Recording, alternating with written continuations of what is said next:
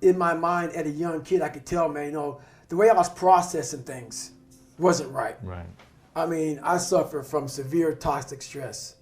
And that was one of the big reasons why I started, you know, I had a learning disability. My focus in life was way off. I was afraid. I was afraid of everything. And when you have that kind of foundation growing up, and that's where you start life at, is being beat, being abused, and also working all nights at a skating rink, not going to school, and you have a guy who's an alcoholic, and the second he got drunk, he got mad. And so our house lived in fear. Yeah. And the one thing that you can't ever get out of a kid's mind is your mom's mind, like your mom's face. The terror. The terror of your mom's face. face. Worst. So you know, I didn't care about my brother. I didn't care about me, but I saw this woman go from Mary Poppins, the sweetest person on the planet Earth, and when you see your mom start to transform to a shell, to a person whose face becomes stoic, a person who has no emotion, and that changes a kid.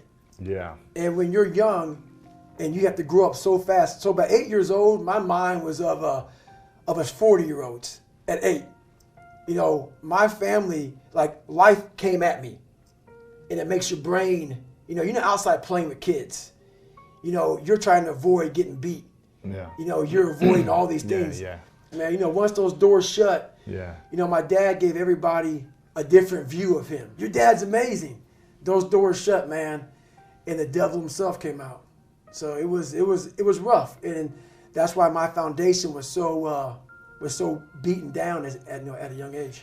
My dad took her soul, but what I did as a young kid is I observed everybody. I wasn't really smart in the books, but I was real smart when it came to life. Yeah. And I was able to sit back and watch her mistakes. I was able to see how she struggled through life and how I don't want to struggle through life. And I was able to see she never picked me up. The biggest thing she did for me, and this is honest to God truth, and she doesn't even know she did it.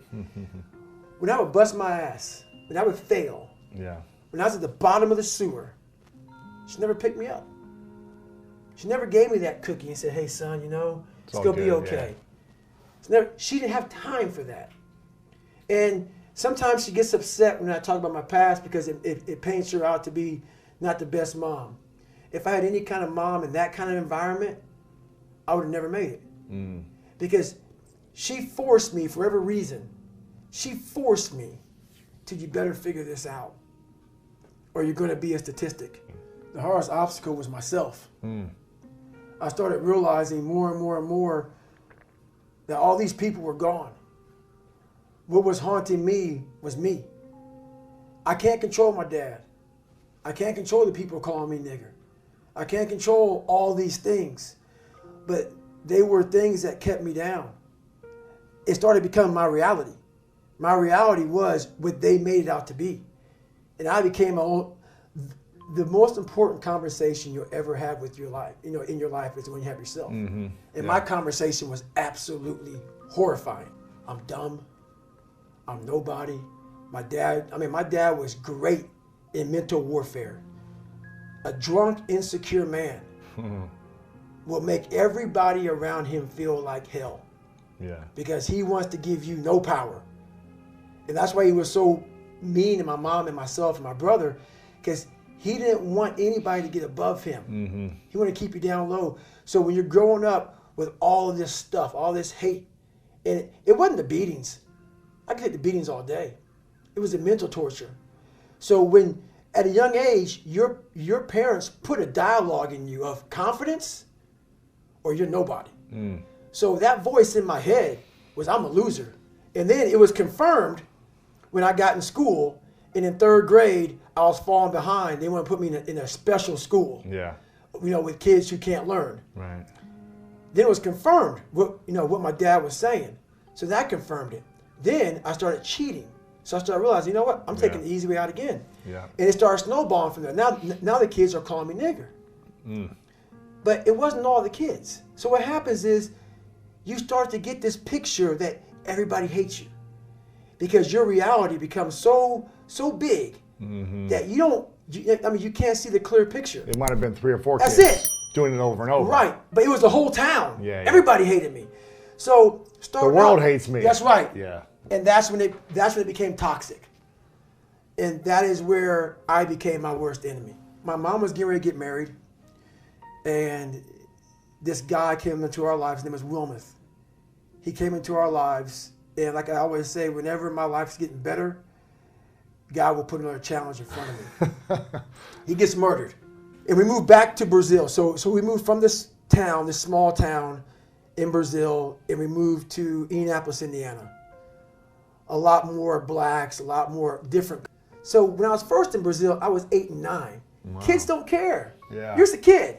I look different, but kids don't care. Yeah. Kids don't know. But when I moved and I came back, I'm no longer a kid. So all the kids I grew up with, I'm now different. I'm different. So there's about 5 black kids in my school. And the reality came when I came out one day and on my car was spray painted, "Nigga, we're gonna kill you." Oh my gosh. And about 10 minutes from Brazil, Indiana is a small town called Center Point, Indiana. Uh-huh. And Center Point, Yeah, Indiana was at that time a huge hub of the KKK. Wow. In 1995, the Klan marched on the 4th of July parade. And I don't know if the picture's in, I don't know if any pictures are in there, but if not, there's a picture in the book in 1995, 10 minutes from my house, of crosses being burnt. 10 minutes from my house. Wow. So when you have all this negativity growing up, and now you're cheating and you're doing this, and your dad beats you, and your mom's fiance gets murdered, and tragedy after tragedy after tragedy, and then you come to this, and your mom's working 3 jobs. She's not home at all. She never saw one report card of mine. She didn't know how bad off I was in school. She was hustling, trying to make money, and I was the man of the house, lying, sneaking around, not going to school, cheating, right, everything I could. Yeah. And so I walked out of school one day and saw this "nigger, we're gonna kill you" on my car. And I went in to get the principal. There's several incidents like this that happen. I went to get the principal, and the principal, he didn't have anything. He couldn't give me any advice. And I didn't want to tell my mom about it because my mom was already bothered by my dad beating her down, and now her fiance got murdered. So I kept everything away from her. Oh. So I'm in the car wash trying to scrub this stuff off, and I got home, and so happens 2 weeks later she gets a note from school. And the note says, "Your son is going to fail. He's not going to graduate." And she's like, "What is this?"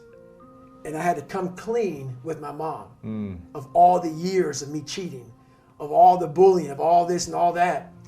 And she was such in a bad spot in her life that the best thing she could do was like, "Hey, you're going to fail. You're going to fail school." Wow. And I was like, my God, man, like, she was in a dark place, and I was in a dark place, and we were kind of on our own in the same house, but living different lives.